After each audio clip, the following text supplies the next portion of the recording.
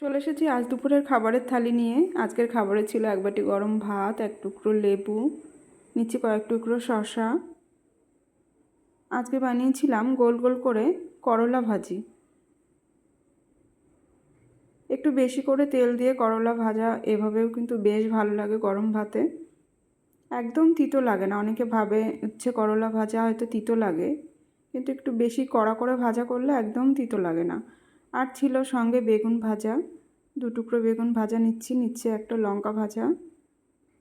আজকে বানিয়েছিলাম কাঁচকলার কোপ্তা কারি। অনেক দিন ধরে ভাবছিলাম এই রেসিপিটা বানাবো, কিন্তু হয়েই উঠছিল না।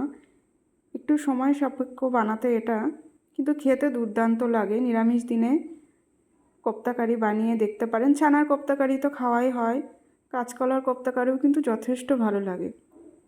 এটাই ছিল আমার আজকের দুপুরের ভীষণ সিম্পল খাবার। আজ ছিল আমার ঘরে নিরামিষ। তো আজকের ভেজ থালি আপনাদের কেমন লাগলো কমেন্টে জানাবেন।